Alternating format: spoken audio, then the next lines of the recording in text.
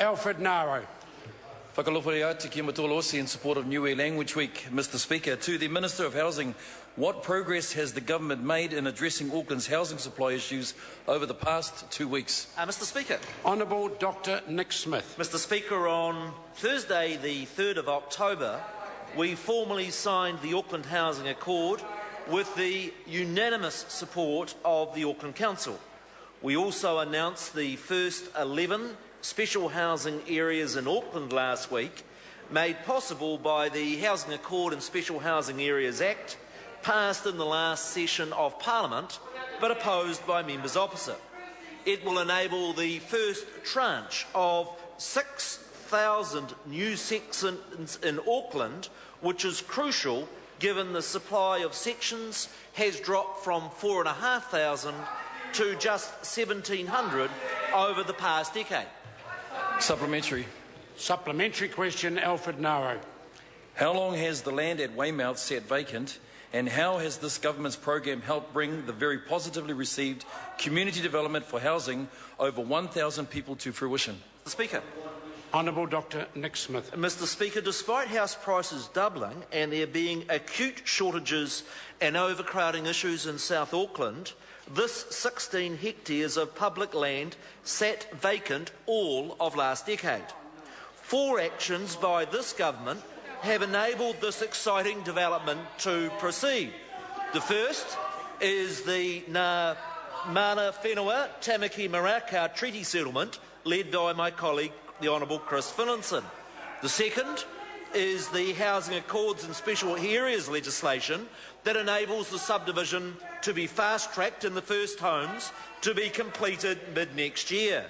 The third is the Social Housing Reform Bill that opens up the income-related subsidy to other social housing providers and so has encouraged them to invest tens of millions of dollars in these houses. And the fourth and final is the government's own social housing fund, which is directly investing $29 million into this Weymouth project. Supplementary. Supplementary question, Dennis O'Rourke. Will the Minister give an assurance that the special housing areas proposed for Auckland will produce no less than 39,000 sections in the next 3 years? And if so, how will he ensure this? Mr Speaker. Honourable Dr Nick Smith. Mr Speaker, yes, the Accord does provide for 39,000 houses over the next 3 years, 9,000 year 1, 13,000 year 2 and 17,000 in year 3. We have a special officials group between the Council and Government, and it is required to report monthly to the Governance Group, which includes myself and Paula Bennett as my Associate Minister, and that will enable us to monitor the number of sections becoming available. Mr Speaker, the Minister was asked a question on how many sections would be provided, not houses. Anyone can tell you that you could put 6 houses one on top of the other if you like. He was asked a question about sections. He should be asked to answer it. Speaking to the point of order. Speaking to the point of order, the Honourable Dr Nick Smith. The question from the member was how would I ensure that the number of houses that were built were doing so? And I've set out the process by which that will be monitored. Order. There were certainly 2 questions. The second part was how would he ensure. I'm at a loss to understand the point the member's making. If they're going to ensure that 39 houses are going to be provided, that will require 39,000 sections for the houses to go on, won't it? I'll allow to clarify the matter. If I've misunderstood the original question from Dennis O'Rourke, I invite him to answer the question again. Thank you, Mr Speaker. The question was, will the Minister give an assurance that the special housing areas proposed for Auckland will produce no less than 39,000 sections in the next 3 years? And if so, how will he ensure this? Honourable Dr Nick Smith. Mr Speaker, the Accord sets a target, as I've said, of 39,000 houses with the Auckland Council over the next 3 years. The way in which that will be monitored is by the joint officials group that's been established between the Government and the Council. Point of order, Mr Speaker. Point of order, Dennis O'Rourke. Could I ask that the Minister make an attempt to... No, order. The Minister's now had the question twice. He's answered it. He's answered, I think, the second part particularly rather than the first part. If the member asked two parts of the question, he certainly got an answer that addressed the question. If it's not to his satisfaction, I can do no more. Supplementary question, Alfred Ngaro. Supplementary question, Mr Speaker. What other government housing initiatives took effect over the recess that will also help address the challenges in housing? Mr Speaker. Honourable Dr Nick Smith. Mr Speaker, on the 1st of October, the government changes to the KiwiSaver First Home Deposit Scheme take effect. This increases the housing price cap in Christchurch by $100,000 from $300 to $400, and in Auckland by $85,000 up to $485,000, and many other areas by $50,000.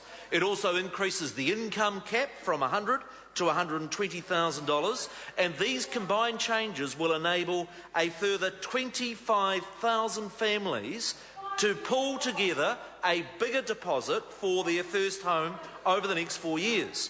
The other change on the 1st of October was a trebling in the number of welcome home loans. These are particularly significant because they are exempt from the LVR limits from the Reserve Bank, and they will see an additional 6,000 families helped into their first home.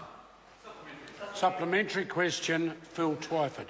I agree with the comments of the Reserve Bank Deputy Governor, who said yesterday that the relatively slow response of housing supply is one of the reasons for LVRs, and if so, why has it taken 5 long years for the government to announce its first building program in Auckland? Oh, Mr Speaker. Honourable Dr Nick Smith. Mr Speaker, the government's had a very active program over the last 5 years, in which there has been good, solid progress.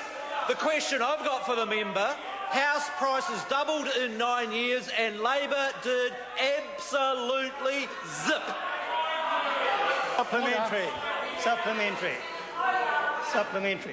A point of order, the Honourable Craig Foss. Mr Speaker, I'm finding it very difficult to hear many of the answers. I'm not far away, but the barricking and bellowing from the other side is making it impossible to hear the answers. Order. Every member has a right, during question time, to hear the question and the answer. The level of noise was relatively loud from this side. Supplementary question, Dennis O'Rourke. Thank you, Mr Speaker. Why has the Minister told developers that they need to vote only 10% of developments to affordable homes when prices are already well out of reach of most first home buyers? Oh, Honourable Dr Nick Smith. Mr Speaker, a developer is hardly going to build a house that he can't sell. They're in the business of building things that they can sell. I think a better way to describe it is the amount of houses that are going to be built through the Accord and the special housing areas that are low cost. Now, in one of the special housing areas, the Weymouth subdivision, that is going to be 100% low-cost houses for families. I can assure the member that many of the other special housing areas, as they come to the qualifying development stage, will also have requirements for building lower-cost houses. Supplementary. Supplementary question, Dennis O'Rourke.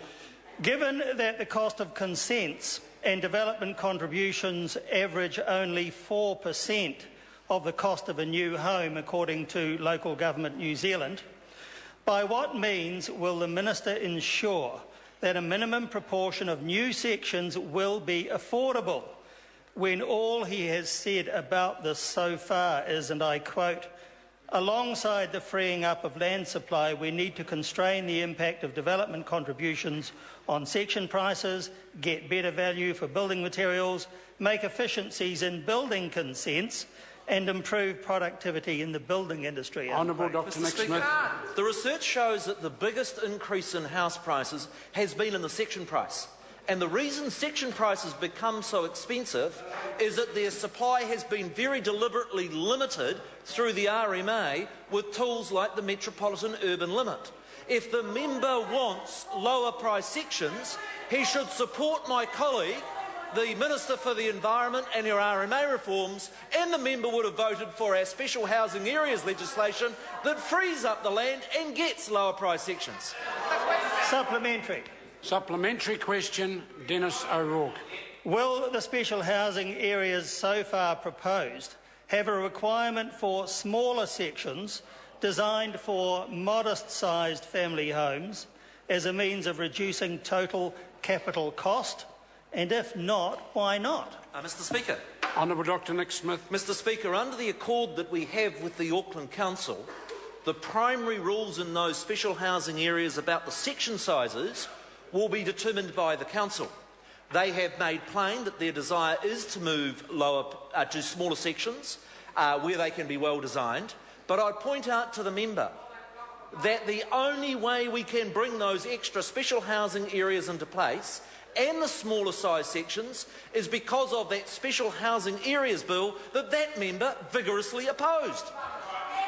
That's not... Question number 9, Chris Hipkins. Thank you, Mr Speaker. My question is to the Minister of Education. Is she satisfied that